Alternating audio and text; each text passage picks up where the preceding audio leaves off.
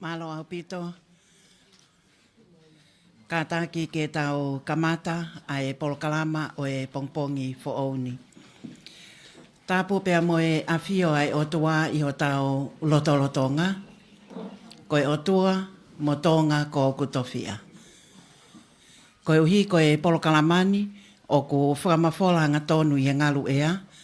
Pea live stream ko hi ko tau kainga tonga i o tumuli. O kia iai whakaapalahi ke whai ai whakatapu ki he tahine pataloni o e Society Kanisa Huhu a Tonga. Tahine Princesi Pule, tahine ko Princesi Salote Mafle o Pilolevu Tuita. Ko e pataloni o e Society. Ko e Palestini, ko e tahine ko eiki whatawhehi o la paha tuita. Pea pehe foki ki he me mipa o e Society Kanisa Huhu a Tonga.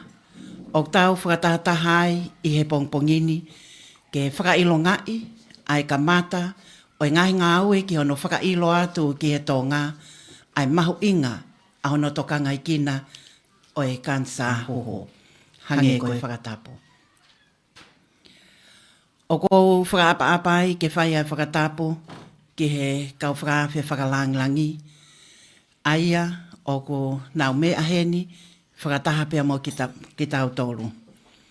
Eik Minister o e pot ngā ue ki muli mo e takmamata o nopo whekita mo e loa utoi ka manu. Ko e tala whekaulahi whakalanglangi a Piritania ki Tongani. Her Excellency, Mrs. Lucy Joyce. Pehe whoki ai whakaapa-apa ko hi ko e tale kita pule o e pot ngā ue mo ui a Tonga aia o ku iai a Tokata Cecilia Fusi Fifita. Pehe whoki ai whakaapa-apa ke whai ai whakatapu ki he tangataik whaiwhikau aia o ku malmalu ki ai ai whanonga e Tonga ko e lotu lelei ai eiki pe a kune i heni ke tatake e tau polokalama a ki ha lotu. I he hoa o e ilo pongpongi pea whai ai ai whakailonga i o i kamata ai polokalamani. O ki ai ai taritari lelei ke tau kamata tuk mua ki e whine motu ani ke ne whakahokhoko atu ai toenga ai polokalama.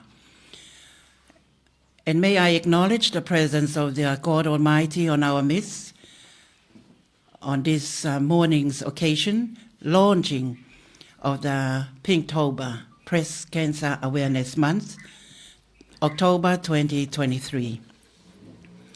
And may I respectfully acknowledge the patron of the Tonga Breast Cancer Society, the Princess Royal, Princess Salote Mafleo Pilolevu Tuita, the President, Honorable Fatafehi Olapaha Tuita, and members of the Tonga Breast Cancer Society. Also, may I acknowledge the presence of distinguished guests who are present here with us this morning. The Honorable Minister of Foreign Affairs and Tourism, Honorable Fekita Moiloa Utoikamanu, and also members of the diplomatic corps who are here with us this morning, the British High Commissioner to Tonga, Her Excellency Mrs. Lucy Joyce. May I acknowledge the Deputy High Commissioner of Australia and New Zealand. Australia is Mrs. Ewen Clifton, and also Latu for the Deputy High Commissioner of New Zealand. Thank you for your presence this morning, acknowledging the assistance and help that we have received from our counterparts overseas.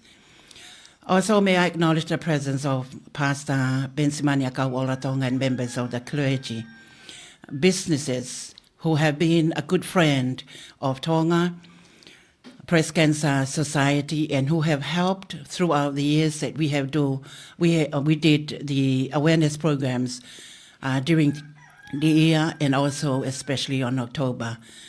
Also, the Consular of Finland and Spain to Tonga, Mrs. Amelia Whakahiko Wiha Helu, and Ladies and gentlemen, may I start program with prayer, and I invite Pastor Pensimani Akauola Tonga to please come forward and deliver the blessings and also the opening prayer for this morning's occasion. Malo au pito.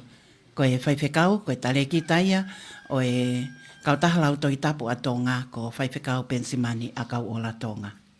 Malo.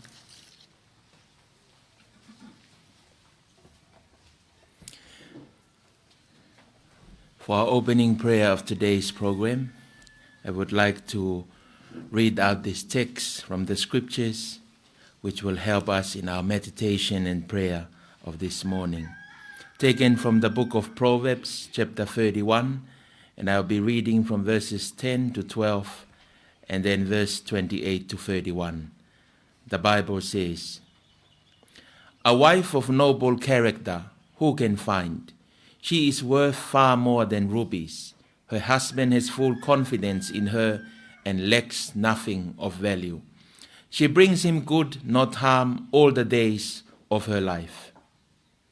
Her children arise and call her blessed, her husband also, and he praises her. Many women do noble things, but you surpass them all.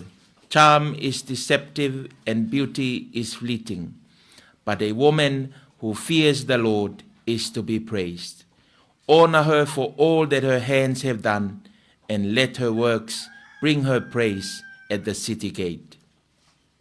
Palove vai tol taha ve songo fulu ke taha wa, mai wawalu ke tol taha, ki ai e ngahi leani, whaia ke tau lot whawhitai o i pompongini. Koe waifi whita ko hai tene mau, he ko hono mahu i ngā ku hulu i he makakula koloa. O whalala ke teia e loto hono huse pāni ti, pe he tau whaao ke mau koloa, e ikai tene masiva. Koe lelei tene whai maana o ikai koe kovi, i ngahi aho kotoa o ene mo ui. O tuha ke ene whānau o nau talamonu ki ai, kono huse pāni ti whoki o kune whakamalo ke teia o pehe, o tokolahi, a ngai o whine kua whai whita, ka kokoe kua ke hulu i a te kinau tōru kotoa. Koe mata lelei, koe mea e kai ala whalala ki ai, pia koe hoi fua, koe mea haa molofia, koe whine kua apasia ka sihova, ko enia e whakamalo ia. Tuku hano inasi me fua ahono ni ma, pia kene mau whakamalo i he ngahi matani kolo, i he ngahi mea kua ne whai. Amen. Let us turn to God in prayer. Almighty God, Heavenly Father, we acknowledge your presence in our midst today, for you are the Alpha and Omega, the giver of life, and we truly embrace your love and your blessings that you have bestowed upon the nation of Tonga. We thank you, Lord, for today as we gather together. We are here with the society that cares for breast cancer awareness in Tonga. As we come together for the beginning of the Pinktober and this program, we call upon your Spirit to be with us, to lead and guide us throughout the program of today. Mau whawhitai ka te koe o tua, mau kau whataha pia moe, tangata poto he pongpong koeni, ne omia e talanoa ki he mahu inga o e whewhine. O kamata e talanoa me he o whewhine whaiwhita, pia hoko atu ai ki he waifi whaiwhita, pia whakaosi ki he whae o whaiwhita. Koe makakoloa mahu inga ki he loto whale o e whamili ka koe whae. Io ai mahu inga mo e tāpuaki o hoek whawhine ki Tonga. Ka ne kai ha hoek whawhine, e kai a mautoro he aho koeni.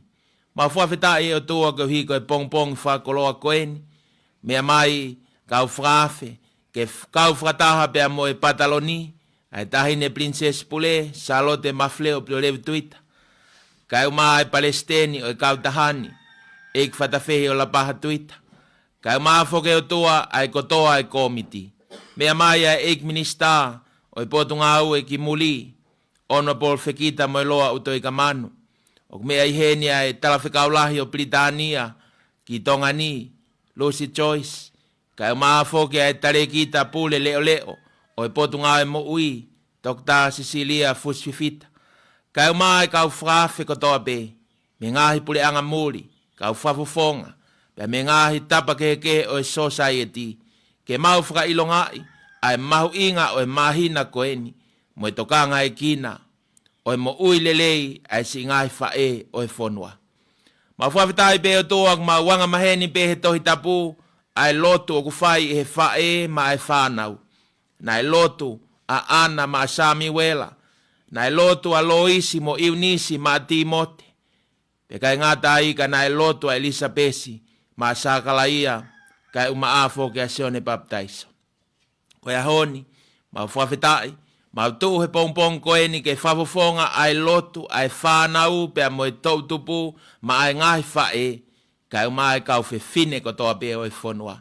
Ma lotu e tua ke tāpua ki mai ai polokalama o e pongpong koeni. Pe tu ke monu ia ai alunga o e polokalama. Pe tau fononga pe a moe afiona. Ai ngai palani ngā au e me ngai fuatutu ngā au e ko toa pe u whai uno Tokangaekina. O e whai ngata koeni. O kutofa ngai ai ngai fae lahi o e fonua. Ko e mau kore o tua feitau lalo e afiona. Whakamonu ia mai me langina ai ngai ngau e ko toa pe whakahoko he kautahani. Pea ke monu ia ai ngai fae kai mai ka kai fe fine ko toa pe o Tonga. I ngai ahu koeni. Tāpua ke mai e polokalama o e pongpongini. Fia mai o tua ko hi ko e ahu koeni pea mohono ngai polokalama kua fatu e he komiti. Tu ke tau whanonga pea moe afiona. Tāpua ki mai, ai ngai fae ko toa pe o Tonga. Ai ka kai whiwhine ko toa pe o e whanua. Ke nau hoko toa pe ko ngai o whiwhine 5 fita. Nau hoko ko ngai waifi 5 fita. Pea ko ngai fae o ku 5 fita.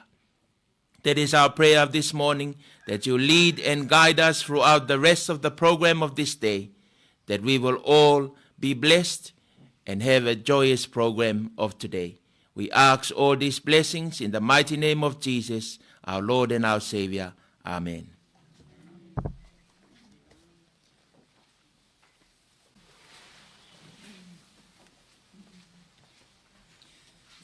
Thank you, Pastor Pensimani Akawala Tonga, for the opening prayer and the blessings of the breakfast.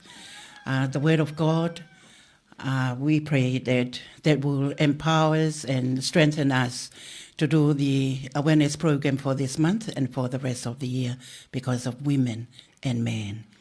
Ko ia o ko ia whakawhetai mo whakamalo i he wholofola mo uia e ki kua vai ke kamata ki ai polokalamani pia kua tāpoa ki pia mo e mea tokoni o e pongpongini o ko whakaata ke hoko atu ai polokalama. Ko ia ke tau hoko atu i e toenga e polokalama. So may I invite you to enjoy your breakfast.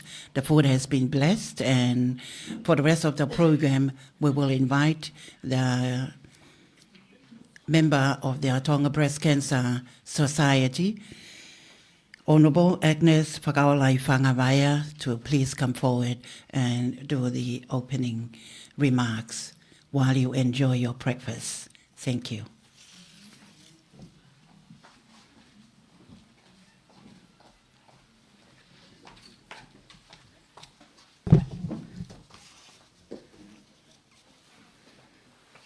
Ko kingoa ko Agnes Fangaloto. Pagoi me mipa whaotahau o e society ki he Kanisa Huhu o Tonga. Pa o ko whakakaunga tamaki i he pot ngau e ai ngahi ngau e whakaloto whanua. Waa o i kau i kakai whewhine, mo ngau e ki he wahe tatau, mo tatau a whawhine Tonga. O ko wongo i lang ia, ki o whakahoko atu ai lea taritari o i pongpongini, ke whakafofonga i atu a society Kanisa Huhu o Tonga. Tapea moe a whio ai taeha mai, i he whakataha angani. Tapea moe tahine pataloni o i kau taha Kanisa Huhu o Tonga, Princess Pule, Princess Salot Mafileo, Pilolevu Tuita. Tapu pea moe Palestini, eik whatawhehi la paha Tuita, neongo o Knalo Tonga mea i muli.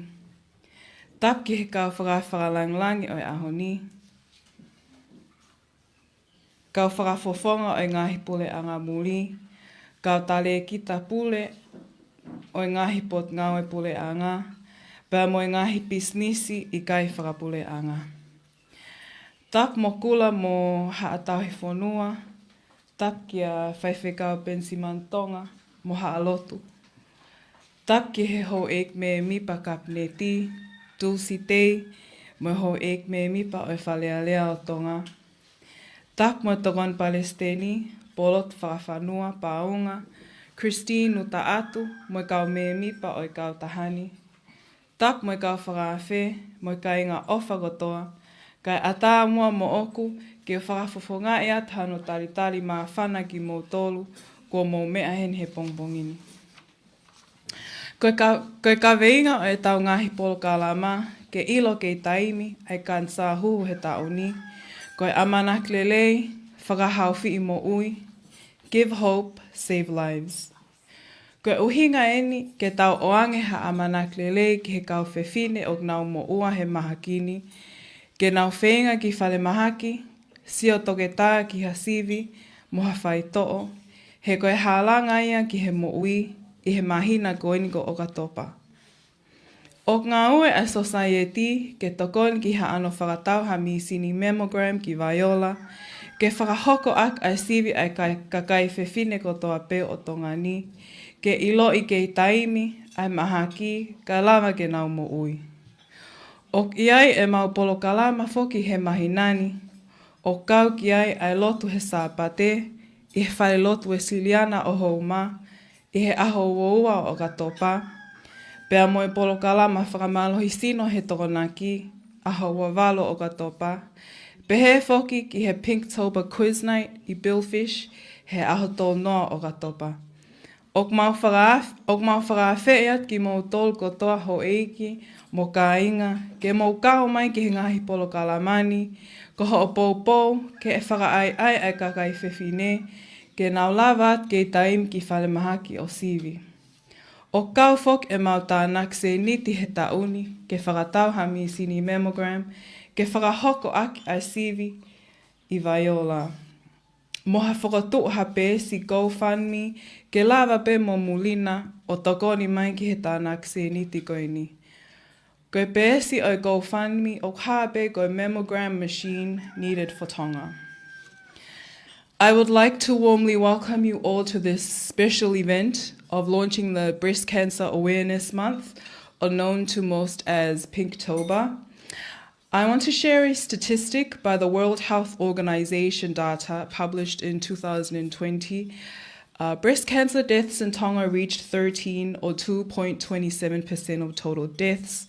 Therefore, screening of the breast is frequently advised by the Ministry of Health for early detection and appropriate diagnosis.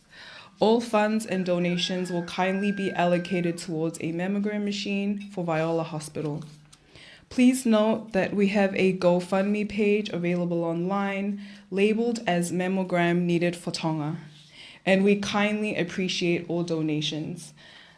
In saying that, I do not want to take up too much of your time today, as I'm confident that the program today will highlight our theme of giving hope and save lives. I hope that each and every one of us here this morning will continue to spread awareness in our community, not only for this month, but on a continued basis. Toa au whātu.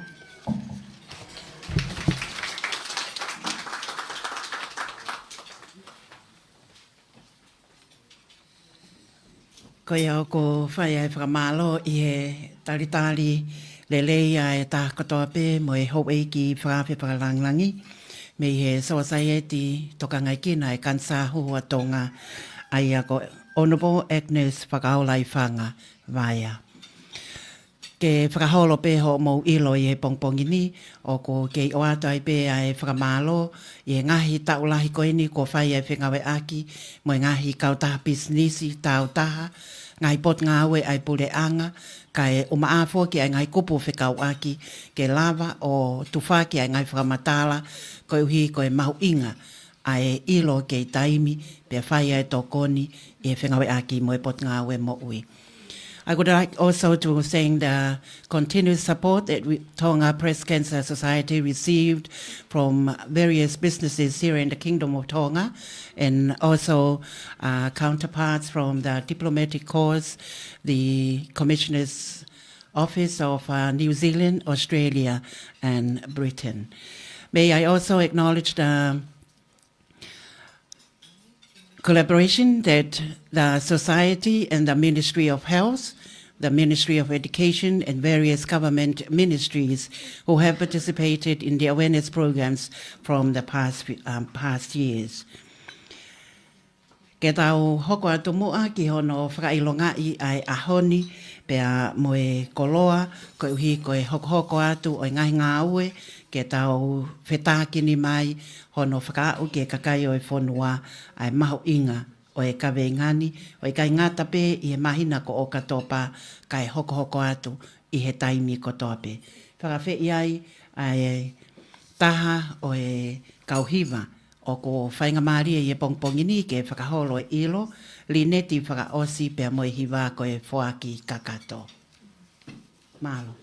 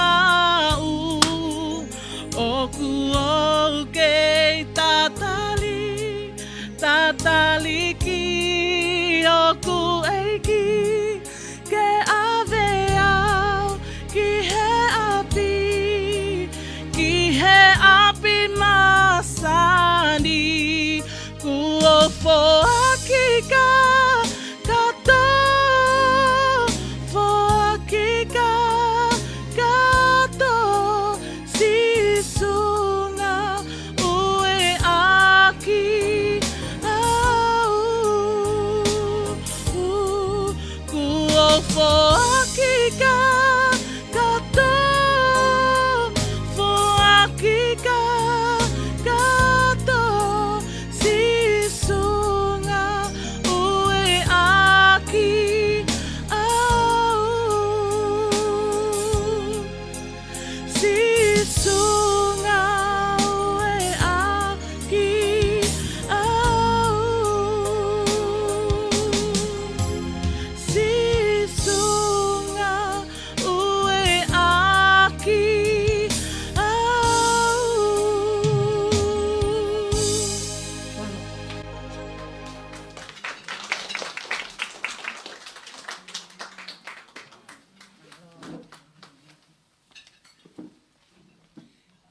Ko iau ko ia whakamalo kia lineti whakaosi ko hi koe hiva o kune tuk mai. Pea o kia i pe AMANAKI ko hoko ia koe whakaloto lahi. Ai hoko atu ai ngā ue me so sai Tokangaekina o Kanisa Huhu i Tongani. E whaaki mai ai loto o kakai o whanua ke kei whetakini mai pe ke whai ai Tokangaekina ai Mahina ni.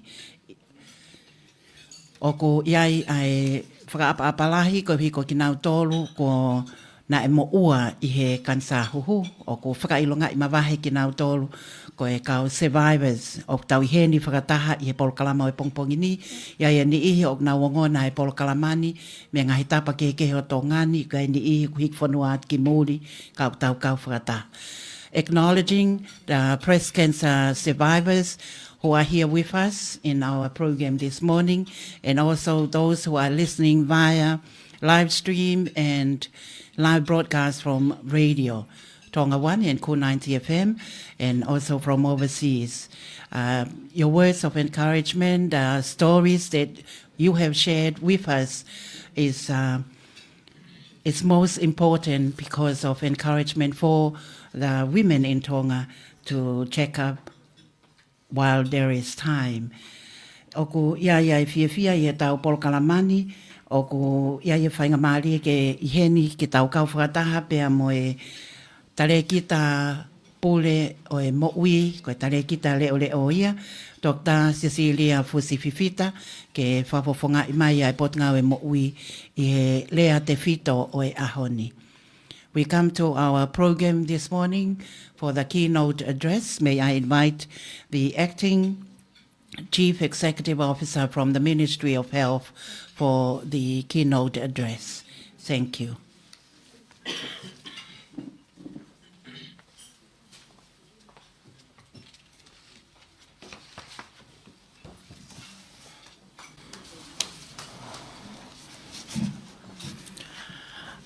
Ko tomu atu ko e whakamalo ke otua, pia mo ene awhio i ho tau loto ngani.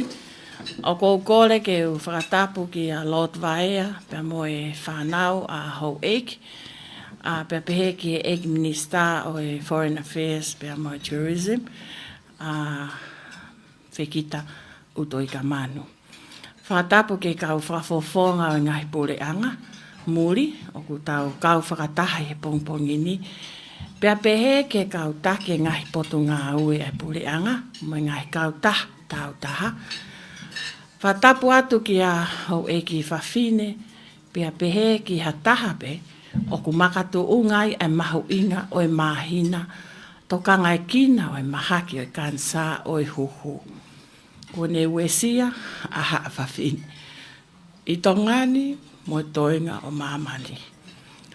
O koutui ko o au niu e ngai whakatapu, pia pehe whakatapu ki he whaiwhikau pensi mana kau ola, pia ka tak whakamole mole, tuku pe mua ke o whakamalu atu ai. Guest of Honour, Lord Vaea, Honourable Minister of Foreign Affairs and Tourism, Mrs. Fekita Utoi Kamano. Members of the Diplomatic Corps, Pastor Pensimani Akauola, ladies and gentlemen. I am delighted to be here upon the invitation and on behalf of the CEO of the Ministry of Health. Indeed, this is a very important opportunity for me to be able to join hands with you in encouraging women across Tonga as well as various stakeholders in our journey and effort to counter and also raise early awareness on breast cancer during this Awareness Month of October. This year's theme is Give Hope, Save Life. AMANAKI LELEI, FAKAHAOFI'I. This year from January to August, 12 new cases have been diagnosed with breast cancer. However, we may be cautious here as the figures could still be compiled due to the impact of COVID-19 over the last couple of years, where the ministry's focus was fully on the pandemic or virtually. Breast cancer concerns all of us. No matter what the statistics say, there's always a way. Keep hope, save life. We need to do much more to raise awareness for early diagnosis. However, we cannot be complacent from year to year in simply raising awareness. Instead, we need to be more proactive with women throughout the kingdom by practically reaching out to them, no matter how isolated and remote their villages and islands may be. Effective and efficient actions and communications are key here in our effort to produce results with more awareness. Understanding and ultimately for our target recipients to take actions themselves and to seek medical check-up and or interventions.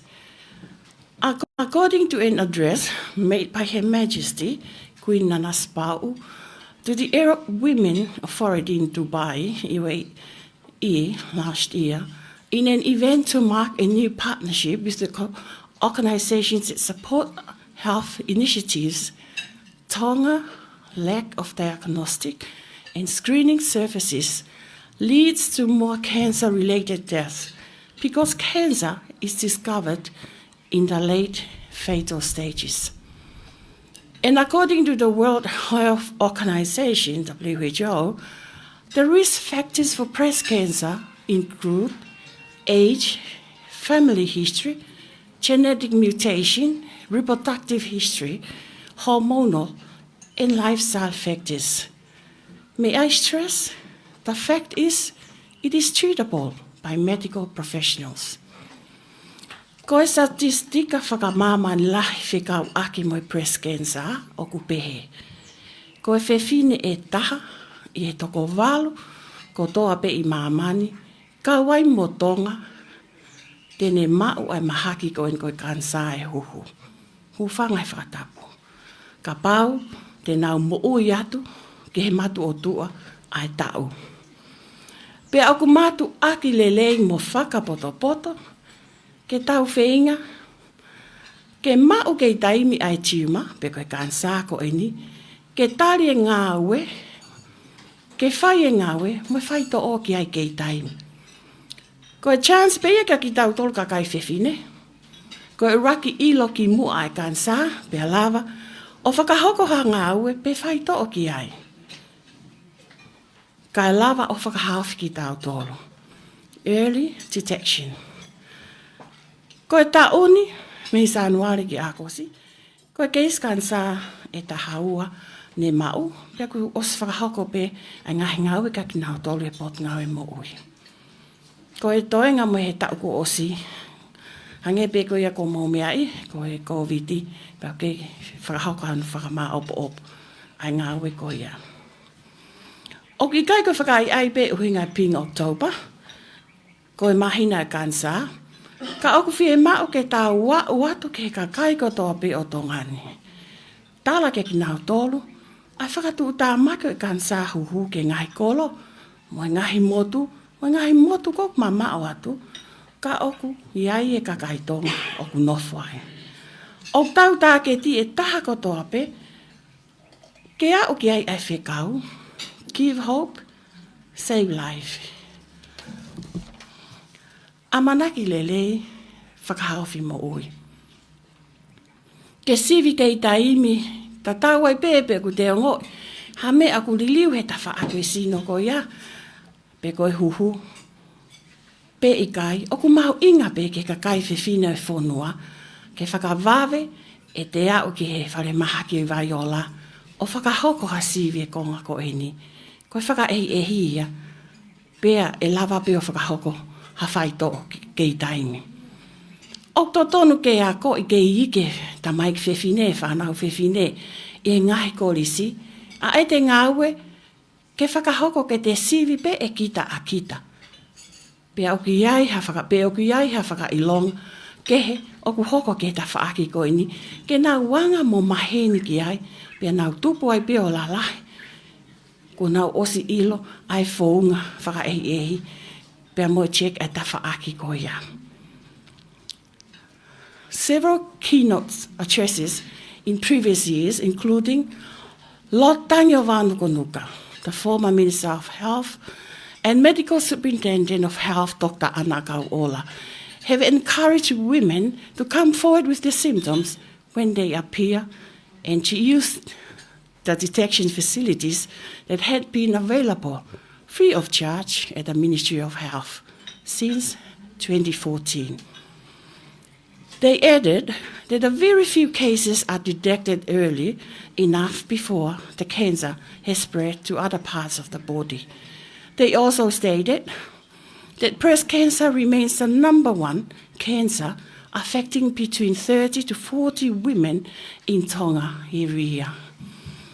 According to Lord Tangi, who shared his experience with breast cancer, he's currently following up over 60 breast cancer survivors since the past 8 years. The good news is he has discharged some of these patients with a clean bill of health. That is, they are cancer-free. Yes, breast cancer can be cured if detected and treated early. The reason for today is to raise awareness and to increase attention and support, give hope and save lives. AMANAKI LELEI, FAKAHAOFI'I. There is hope if breast tumor can be detected early and treated. There is hope if we can do manual checks at home and consultation with a medical doctor for any symptoms you could feel. There is hope if you could use any of the Ministry of Health checking facilities in your free time, which is available at Viola Hospital.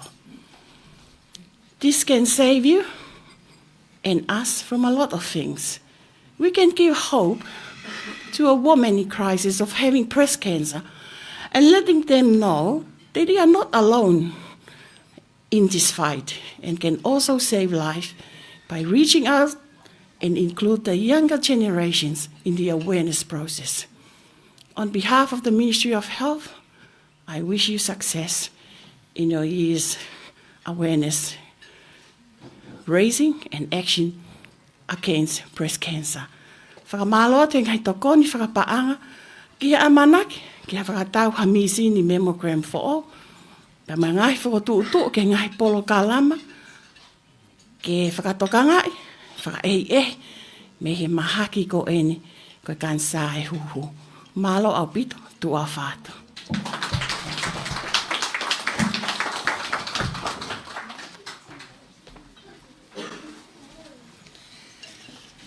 Whamalo lahi ki a Tokata Cecilia Fusififita, ko uhi ko e lea te fito o e ahoni, ko e ngahi statistika ke hoko ia ko e tūhulu ki he lalaka o e ngahi ngā ue ki ono whakailo atu ai mahu inga ke whai ha wakai o whai e siwi mo e wakai ki he toketa ko uhi ko e whakoutua ko e ni.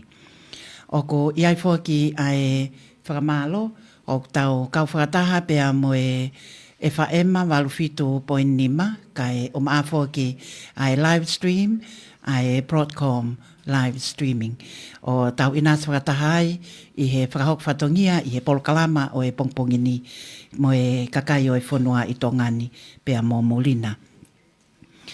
O ko iai fōki ai amanaki i he tohenga e polokalama to e sipe ka o kia i ai whakamalo i ho mou kei mea ke tau kau whakataha.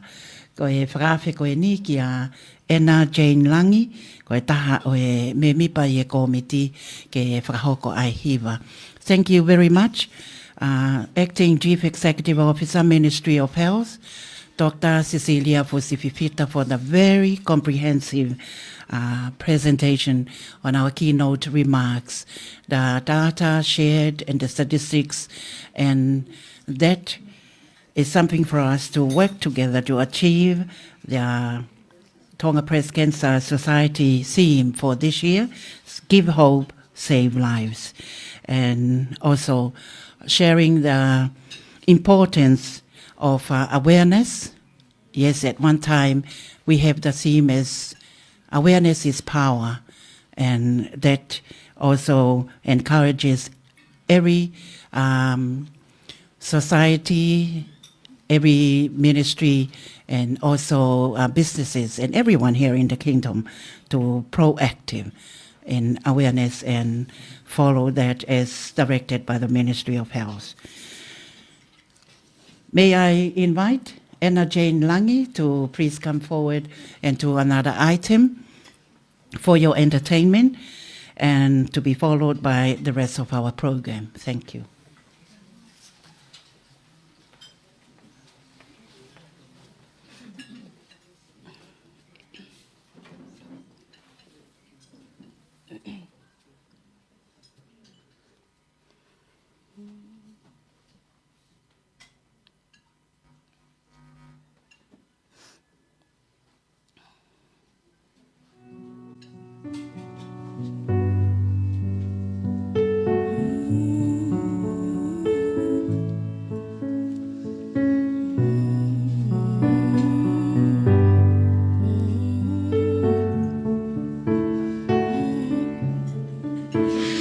Got the words to change a nation, but you're biting your tongue. You spend a lifetime stuck in silence, afraid you'll say something wrong.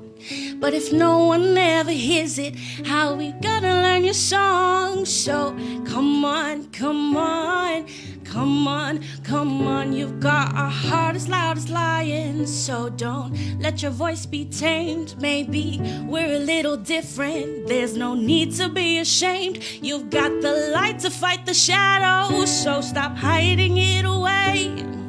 Come on, come on. I wanna sing, I wanna shout, I wanna scream till the words dry out.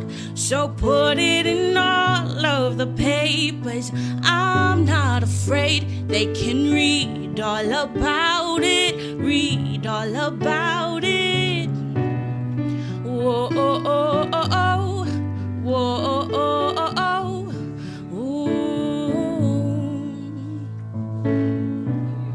Whoa, oh, oh, oh, oh. Whoa, oh, oh, oh, oh. At night we're waking up the neighbors while we sing away the blues, making sure that we're remembered, 'cause we all matter too. If the truth has been forbidden, then we're breaking all the rules. So come on, come on, come on, come on. Let's get the TV and the radio to play our tune again. It's about time we got some airplay of our version of events. There's no need to be ashamed, I will sing with you, my friend. Come on, come on. I wanna sing, I wanna shout, I wanna scream till the words dry out. So put it in all of the papers. I'm not afraid, they can read all about it, read all about it. Whoa, oh, oh, oh, oh. Whoa, oh, oh, oh, oh.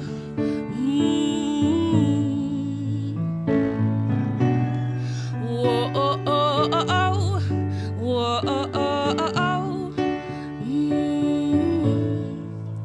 Yes, we're all wonderful, wonderful people. But when did we all get so fearful? We're finally finding our voices. So take a chance, come help me sing this. We're all wonderful, wonderful people. But when did we all get so fearful? We're finally finding our voices. So take a chance, come help me sing this. I wanna sing, I wanna shout, I wanna scream till the words dry out. So put it in all of the papers. I'm not afraid, they can read all about it, read all about it. Oh, oh, oh, oh, oh, oh.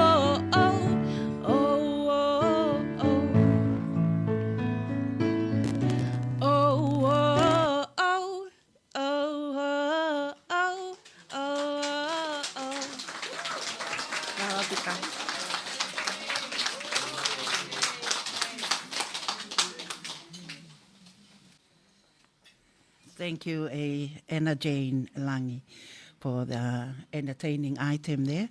Read all about it. I he polokalama ko ia o e pongpongi ni, o ko i he ni ai taha o e whiwhine toa, ko e tahaia na e fōma i e hala whanonga o e Kanisa Huhu. Pea o ko iaia tangane ia ai society ko e ne loto toa, ke kau whakataha i he polokalama o e ahoni, ke ne whakahoko halea, ko e uhi ko e hala whanonga na ane fōma iai, ke hoko ia ko e whakaloto lahi, ki he Tonga ko toa pe. We come to the item that I happily invite the survivor, one of the survivors who is present here this morning on our midst in today's occasion, Pinktober, Mele Seini Veituna Lawaki. She is a mother of two and she is a breast cancer survivor. To please come forward and deliver a message of her journey through the time that she encountered breast cancer and the treatment. So may I ask that we give a round of applause just to encourage her to come forward? Malo Meleseini Veituna Lawaki.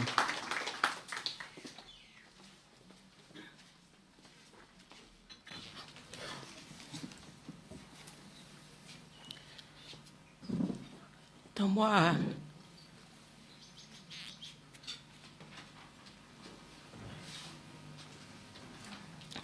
Fatapu ke o tua mafi.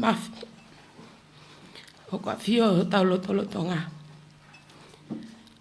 Ko tu ia o langi mo mamani.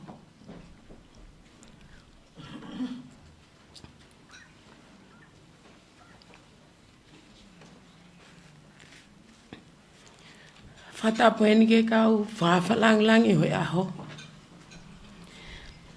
Mo ngai tuunga ko toa pe. O tonu ki whatapua.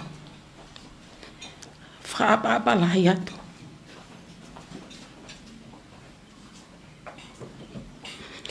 Ki ngai fufonga ko toa pe. O tau kau whata. He malu whare koen. Whatapawa he. Ke whaiwhekau. Kau maha lotu. Patuku mua ke hūwhanga atu. He tala whakatapu kakatu. Ka whonua pe moe lotu. Ka ataa mua pe moe whini motua. Ko eni ke whakahoko ai uhinga o ku iheni ai. My name is Meleseini Veituna of Onua Ewa. I married to Stefano Lawaki of Niwa Fo'ou in Tongatapu. I have 2 children, a boy with 12 years old and a girl with 6 years old. It's a blessing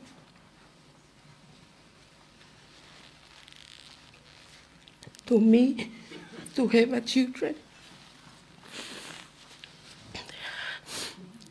In 2016, I found out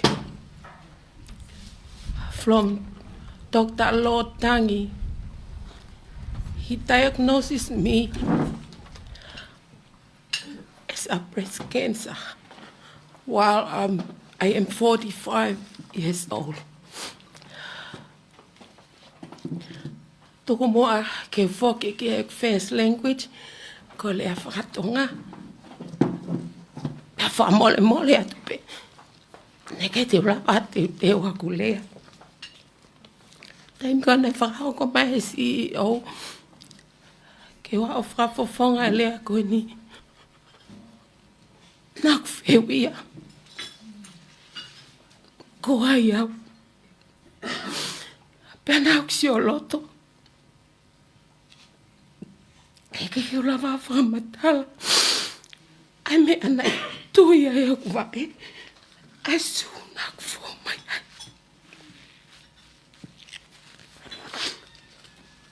Pea nau kamata ke oko ke whai eku tātānaki ke whau e ki lea.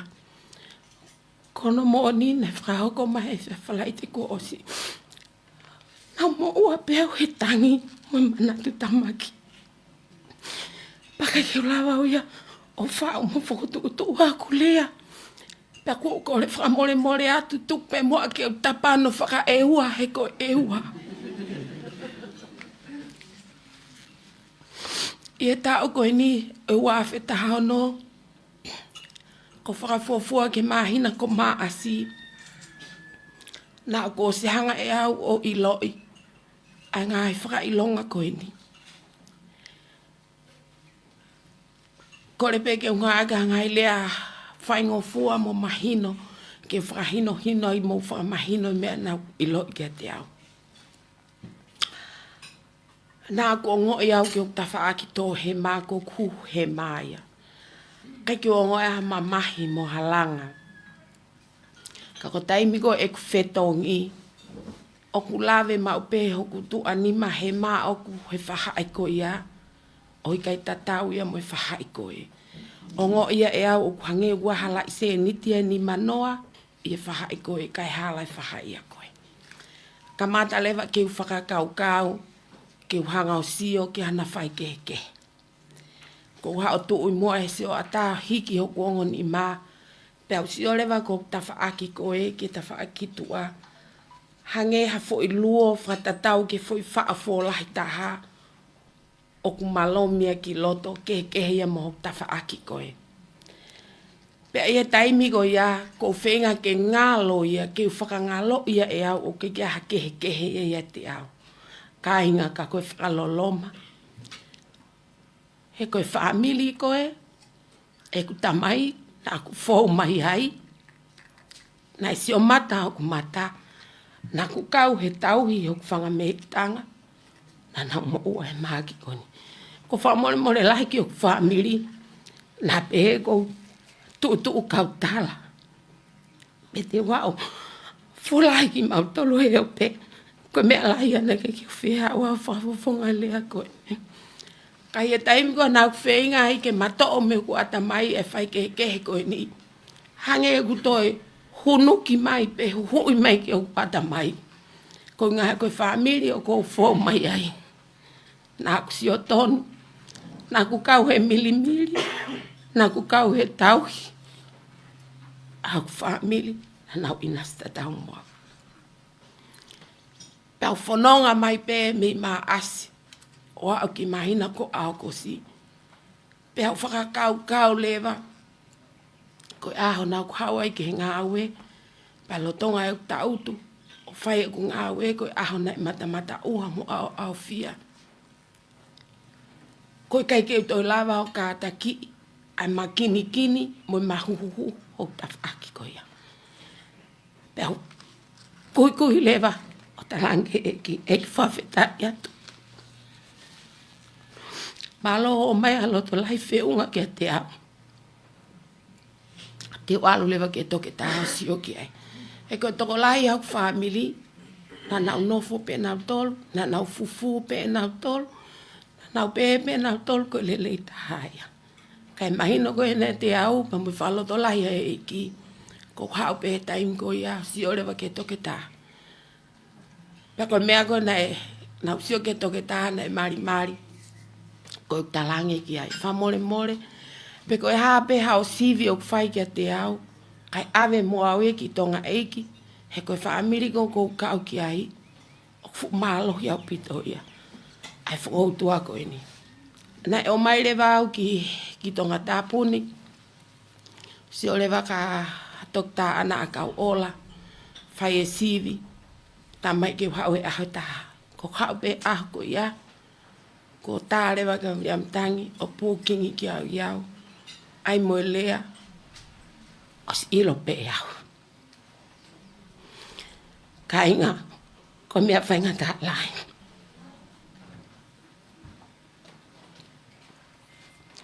Rifea rewa au ka viriami a topu le lulu. Whatoko to au. Whai rewa au whai toko. Ko mea koe nei hao ki o kuata mai. E ke ulawa au ia.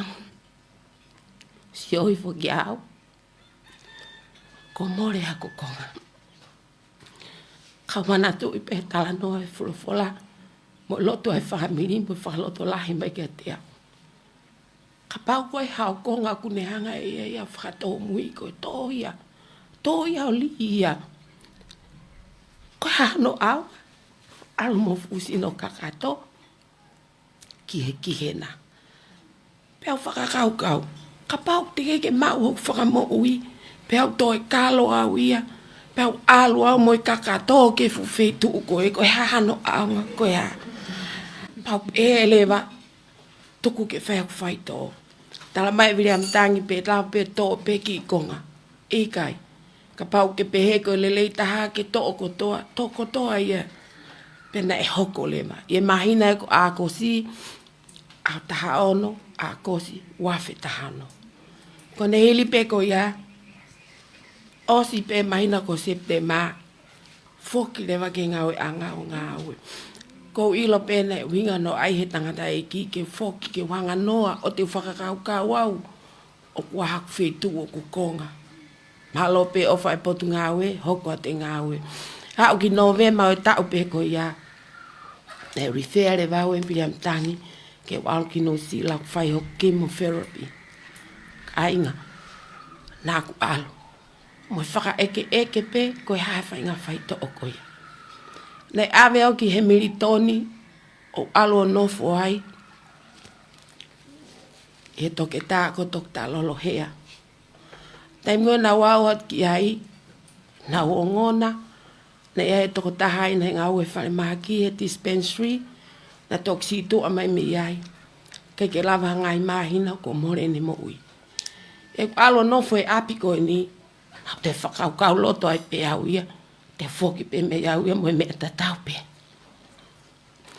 Kai whawheta. Ko loto ai family.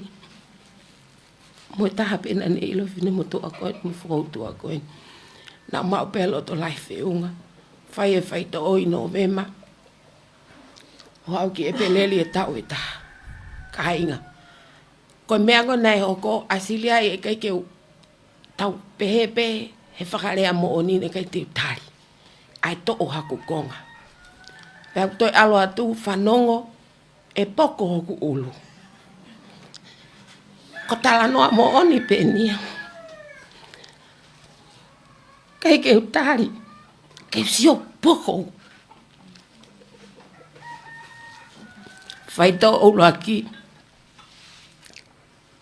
Kei whapeo. Kei ai poku lai ulu.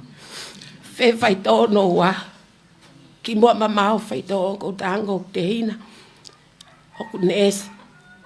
Hanga mua kosi o ulu. Nei loloa ulu. Ta mai koha kosi ha ulu. Kosi pe mu aia. Ke whakamaa maa ai ka venga. Hanga pe ko kosi o ngata he. Whai pe vili pe kosi o te hina. Pe ausko ne kosi o ulu. Ta kok ne te hanga ia kosi mono ulu. Mo tere mono. Ko alo whai to oa, ko wa mai ki malolo. Ko whai tua ke ko sio e whau ke pilo. Whele alai ulu iai. Ko manata o ke whanki i whaiva. A whanki i witch. Ko ngangana noa pe fulufulu i ulu ia. Ko pe e whakapo e ki tuku pe ke utari.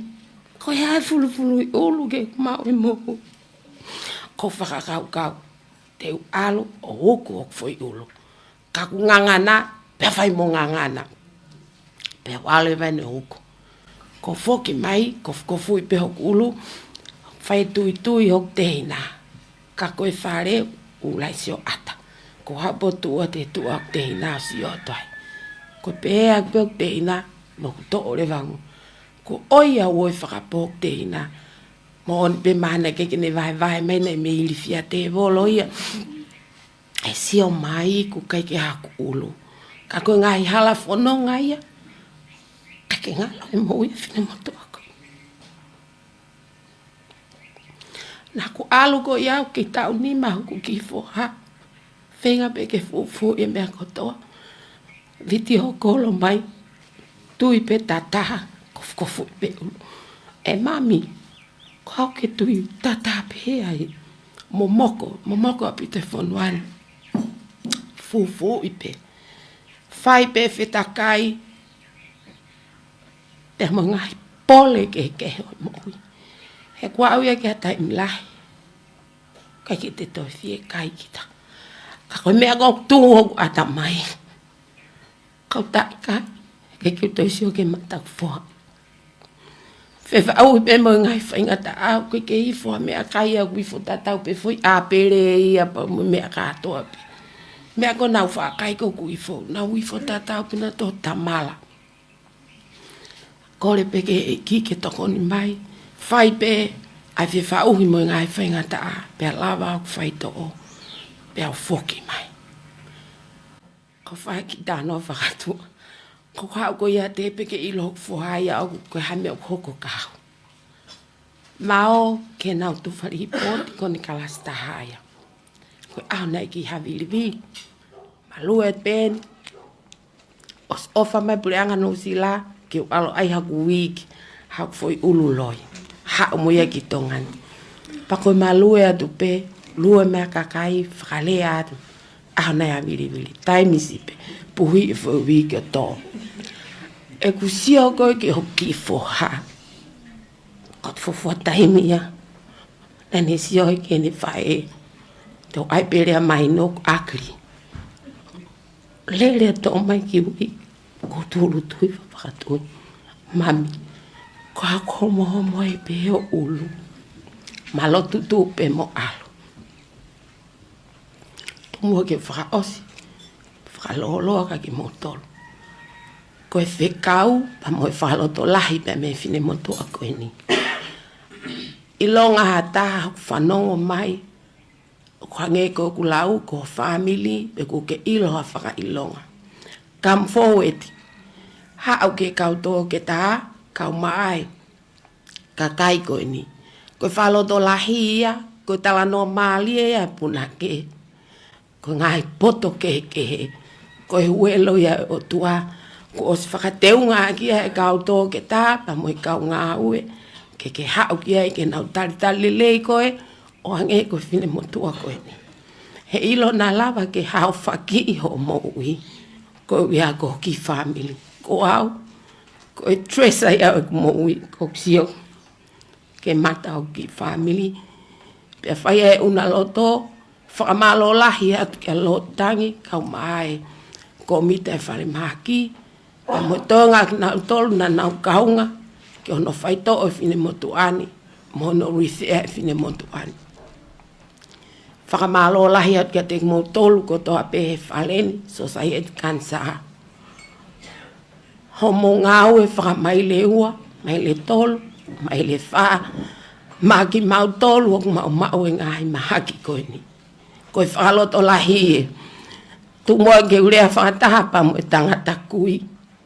Koe mea pe kou ilo, koe kui au ka kou a. Koe mea pe kou ilo, koe whine motu a kansa au ka kou cancer free. O whalahi atu kia te mo tolu ko toa pe e o pe, kau mai, kau whaaflangilangi. Si mata ngai whae ko toa pe. O whalahi atu me takere o kuloto mo lau marie.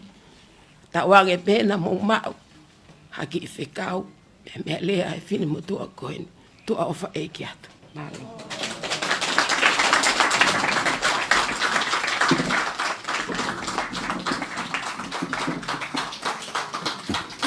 O whina lahia e talaloto mo ui kua whai whae koe ni, ko mele seini vei tuna la waki, ka koe tahai o e kau ngāue i e waa o e mo ui lelei ai ni fō me pot ngāue mo ui, pea mo e ngāue o whakahoko koe ni i he pongpongini.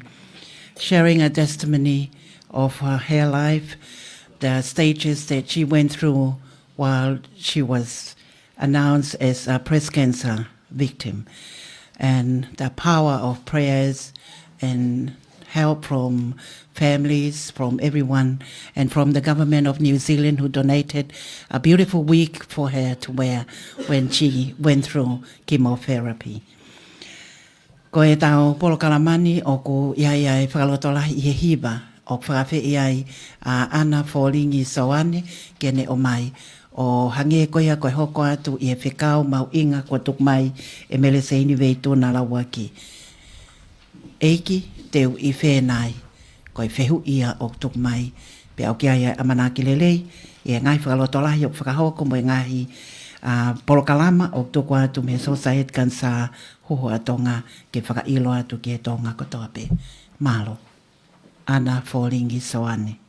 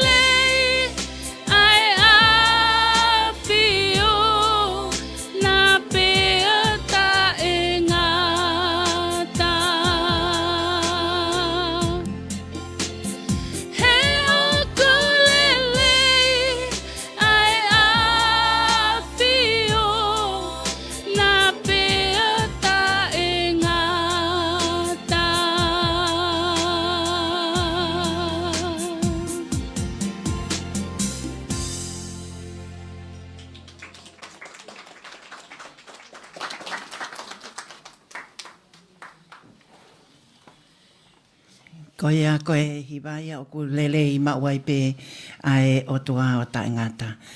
Hewa ko ia e ki teu i whenai me ia ana fōlingi soane. Kei o atai pe ai whakamalo ko hi ko o mō ngahi tokoni ko toa pe ngai tau ko maliwa tu pe aku kei talitali fia i he ta uni pe mo hoko atu ke ka o hangai tokoni. Ngai kau ta businessi society civile ai ngahi community kai umafoki ai ngahi pot ngawe ai pule anga. Ko e ka veinga i he tauni amanaki lelei whakahaofi mo ui. Pea ko mai ia koe whakaloto lahi. Ko e whakaweni ke kakato e tau polo kalama, ka kato e tala manu, ko hi koe ngahi whatongia ko toa peo whakahoko. Ko ia te ukore heni ke tau hi paanga ai society Kanisa Huhu Tonga. Christine uta atu kene whakahoko e lea whakamalo, pea kahilia, e hoko atu pe mua pea mo e whaiwhekau, ko e tare kita e kau tahalau toi tapu a Tonga, whaiwhekau pensimani a kau ola Tonga, pea mo e lotu tuku, mo e tapu aki o e ahoko e ni. May I invite the pioneer of the Tonga Breast Cancer Society since the establishment, 16 years ago, the treasurer of the Tonga Breast Cancer Society, Mrs. Christine Utaatu, to deliver the word of thanks, and to be followed by the closing prayer by Pastor Bensimani Akauola Tonga. Thank you.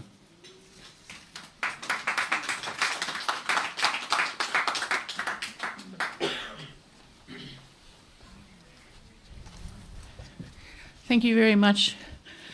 We'd like to start by thanking God for this beautiful day that we have for our launching. The sun is shining, but it's cool and breezy, and we're really happy to be here.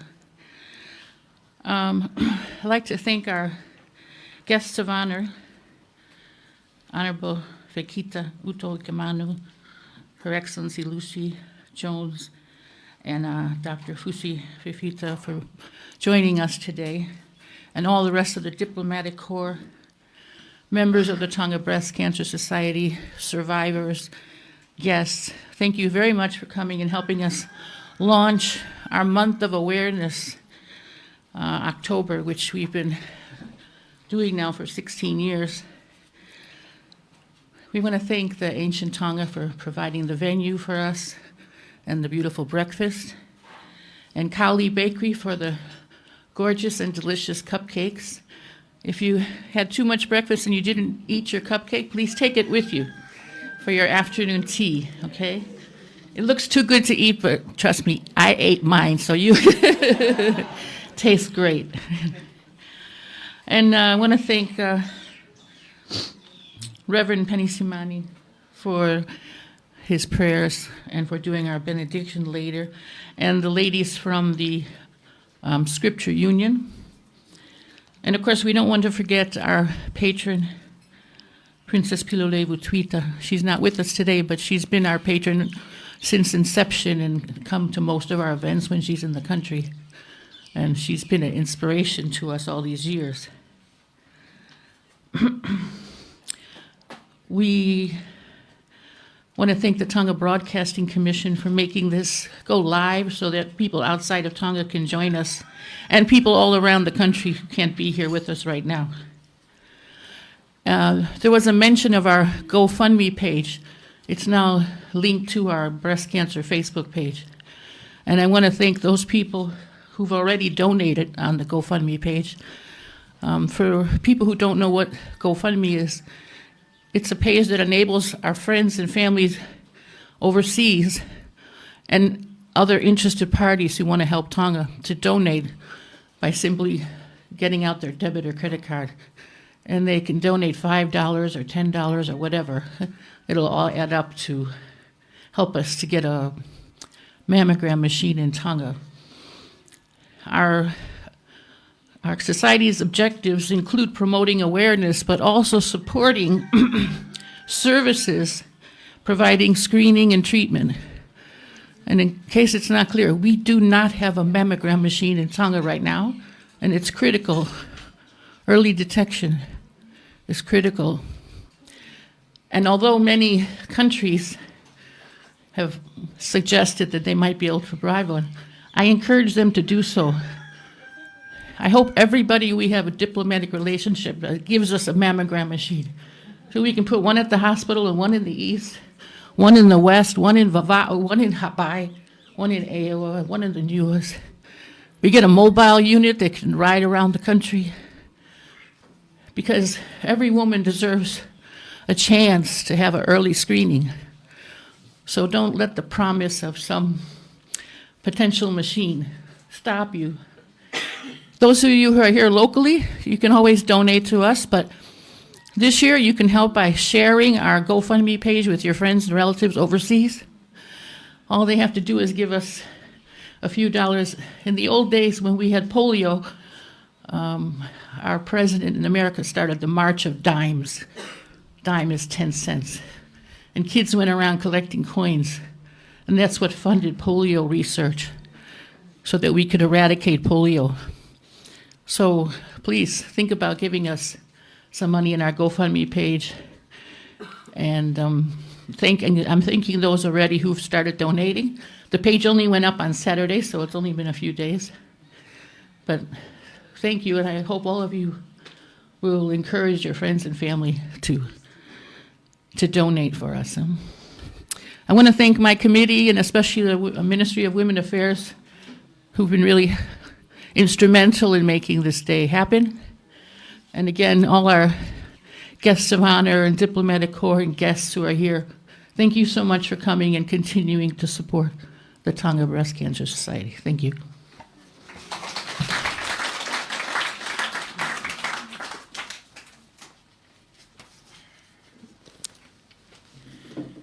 Let us turn to God in prayer.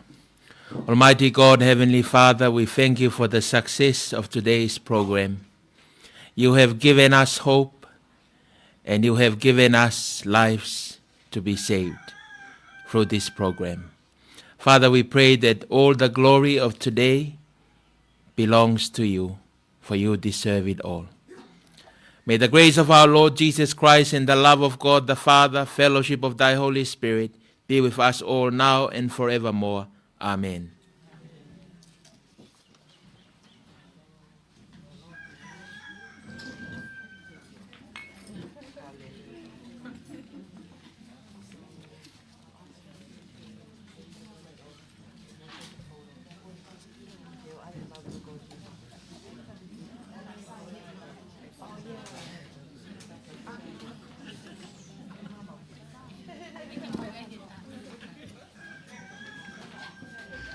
Pia ko nei lam ka ta ta program ke ko ya pungpungini ai nei fa ho ko di me e sin Tonga pia me a tauriki ko no fa manatu a ho Kanisa Huhu pia ini pe de mau tata watu ka fai fa tongia apa pate kisina chinia be fokia webi ko websi pia pe foka watalevu fua ko uri chati tanatohi mumea